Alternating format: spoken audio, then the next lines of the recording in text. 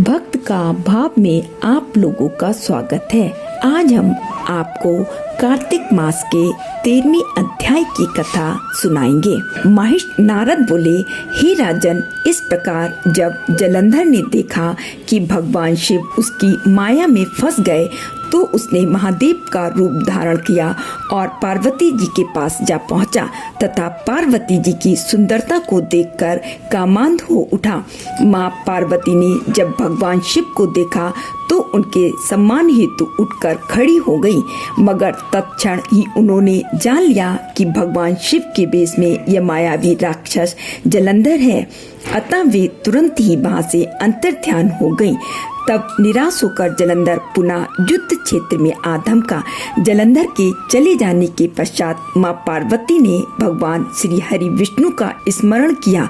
वे तत्काल उपस्थित हो गए और जलंधर की करतूत जानकर उन्होंने उसके शीघ्र ही मारे जाने का आश्वासन दिया। अब भगवान विष्णु विचार करने लगे कि जलंधर ने स्वयं ही अपनी मृत्यु का मार्ग बता दिया है। वह दुष्ट वृंदा के पतिव्रत धर्म के कारण ही मृत्यु को प्राप्त नहीं हो रहा था। अतः देवताओं के हित एवं भक्तों की रक्षा के लिए हमें ही वृंदा को उसके धर्म से डिगाने का घोर अपराध करना होगा, क्योंकि ऐसे किए बिना यह दुष्ट नहीं मरेगा। इसने पार्वती जी पर कुदृष्टि डालकर अपनी पतिव्रता पत्नी के प्रति भी घोर अपराध और विश्वासघात किया है। इसे दंड मिलना ही चाहिए। उधर भगवान शिव और जलंधर में फिर से भयानक युद्ध होने लगा था। यहाँ तक की कथा सुनकर राजा प्रतु ने बड़े ही विनीत भाव से महिष नारद से पूछा, हे मुनिवर, भगवान विष्णु तो धर्म और मर्यादा को दृढ़ करने वाले हैं, फिर उन्होंने वृंदा का धर्म नष्ट करने की बात कैसे सोची? और कृपा कर यह भी बताइए कि आपने जलंधर को माँ पार्वती की ओर क्यों आकर्षित किया? यह प्रश्न सुनकर तत्वज्ञानी नारद जी ने कहा, हे महाराज प्रतु, देवताओं को परास्त कर तीनों लोकों पर अपना राज कायम कर जलंधर अहंकार से भर गया और धर्म की मर्यादाएं तोड़ रहा था। इसलिए उसकी मृत्यु आवश्यक समझकर हमने उसे भगवान शिव से युद्ध करने के लिए प्रेरित किया। भगवान शिव अकारण उसे भला क्यों मारते, जबकि ब्रह्मा जी के अनुसार उसकी मृत्यु उन्हीं के हाथ होनी थी। इसलिए हमने उसे उस ओर प्रेरित किया। जहाँ तक भगवान विष्णु का वृंदा का धर्म नष्ट करने वाली बात है तो सुनो। पत्नी चाहे कितनी भी पतिव्रता क्यों ना हो, यदि वह पति के अनैतिक कार्यों में उसका समर्थन करती है तो यह भी अधर्म है, इसलिए दंडनीय है। यदि पति अपनी पत्नी के तेज का अनैतिक लाभ उठाए तो धर्म स्थापना के लिए पत्नी का तेज कम करना आवश्यक हो जाता है। हे राजन, अब आगे की कथा सुनो। कथा का प्रसंग आगे बढ़ाते हुए नारद जी बोले, इधर भोलेनाथ और जलंधर में भयंकर युद्ध चल रहा था और उधर जलंधर के दुष्कर्मों के फलस्वरूप वृंदा एक भयानक स्वप्न देख रही थी। स्वप्न में उसने देखा कि उसका पति सारे शरीर पर तेल मले नंग धड़ंग भैंसे पर सवार हो प्रेतों के साथ दक्षिण दिशा की ओर गमन कर रहा था। यह देखकर वृंदा की आंख खुल गई। पति की ऐसी हालत देखकर वह अत्यंत व्याकुल हुई। वह मन की शांति पाने के लिए वन वन भटकने लगी। एक वन में जब वह विचर रही थी तो उसने सिंह मुख वाले 2 राक्षस देखे।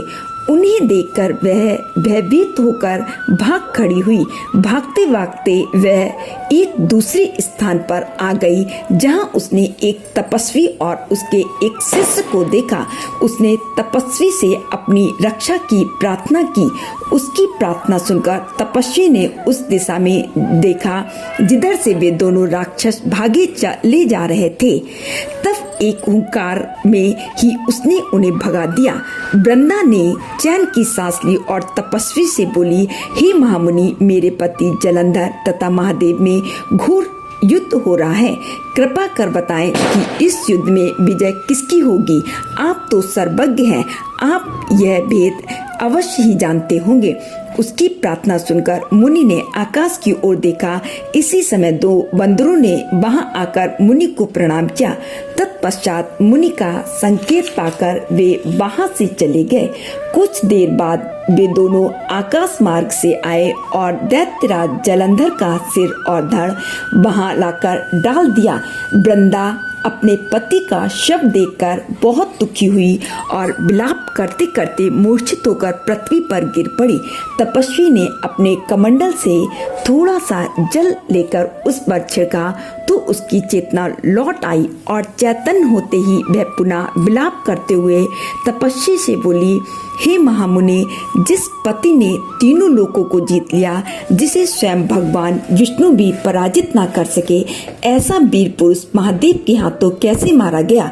हे महाराज, आप बड़े सामर्थ्यवान हैं, अतः किसी प्रकार मेरे पति को पुनः जीवित कर दीजिए। इस प्रकार वृंदा की विनती सुन तपस्वी ने कहा, हे भद्रे, भगवान शिव जिसे मारे उसे कौन जीवित कर सकता है? किंतु फिर भी हम तुम पर कृपा कर तुम्हारे पति को जीवित कर देते हैं। ऐसा कहकर वह तपस्वी और उसका शिष्य भी अंतर्ध्यान हो गए।